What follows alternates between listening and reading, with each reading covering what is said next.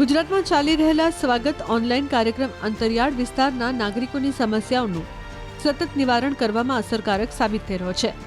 પોરબંદર જિલ્લાના મોડદર ગામની વર્ષોથી ચાલી આવતી રસ્તા અને પુલ નિર્માણની સમસ્યા પણ આ જ કાર્યક્રમ દ્વારા મુખ્યમંત્રી ભૂપેન્દ્ર પટેલ સમક્ષ પહોંચી, જેના પછી ગ્રામજનોની ઉકેલની નવી આશા જાગી।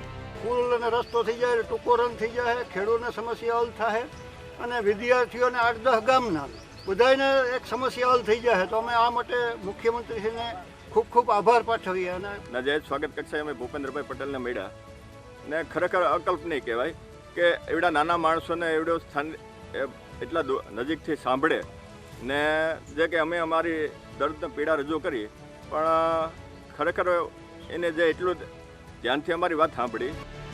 મુખ્યમંત્રીના સ્વાગત કાર્યક્રમમાં મોડદર ગામના ખેડૂતોએ ગામથી મુખ્ય માર્ગ સુધી પહોંચવા માટે રસ્તા અને પુલ નિર્માણની માંગ રજૂ કરી હતી।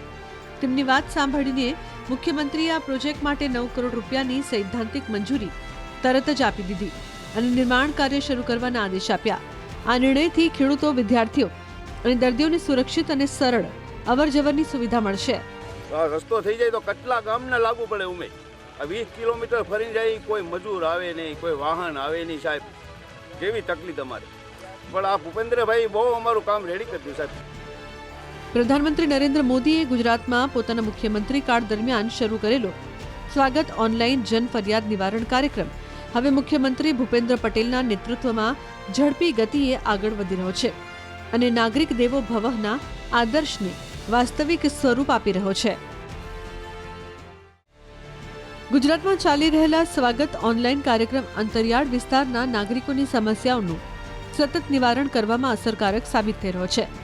પોરબંદર જિલ્લાના મોડદર ગામની વર્ષોથી ચાલી આવતી રસ્તા અને પુલ નિર્માણની સમસ્યા પણ આ જ કાર્યક્રમ દ્વારા મુખ્યમંત્રી ભૂપેન્દ્ર પટેલ સમક્ષ પહોંચી, જેના પછી ગ્રામજનોની ઉકેલની નવી આશા જાગી।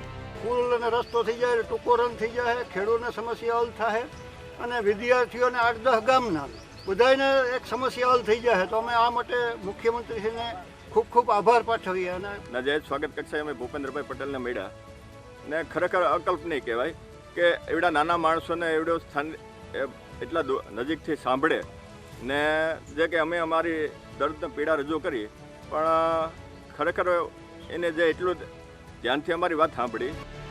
મુખ્યમંત્રીના સ્વાગત કાર્યક્રમમાં મોડદર ગામના ખેડૂતોએ ગામથી મુખ્ય માર્ગ સુધી પહોંચવા માટે રસ્તા અને પુલ નિર્માણની માંગ રજૂ કરી હતી। તેમની વાત સાંભળીને મુખ્યમંત્રીએ આ પ્રોજેક્ટ માટે 9 કરોડ રૂપિયાની સૈદ્ધાંતિક મંજૂરી તરત જ આપી દીધી અને નિર્માણ કાર્ય શરૂ કરવાના આદેશ આપ્યા। આ નિર્ણયથી ખેડૂતો, વિદ્યાર્થીઓ અને દર્દીઓને સુરક્ષિત અને સરળ અવરજવરની સુવિધા મળશે। રસ્તો થઈ જાય તો કેટલા ગામને લાગુ પડે ઉમે 20 કિલોમીટર ફરી જાય, કોઈ મજૂર આવે નહીં, કોઈ વાહન આવે નહીં સાહેબ, કેવી તકલીફ અમારે। પણ આ ભૂપેન્દ્રભાઈ બહુ અમારું કામ રેડી કર્યું સાહેબ।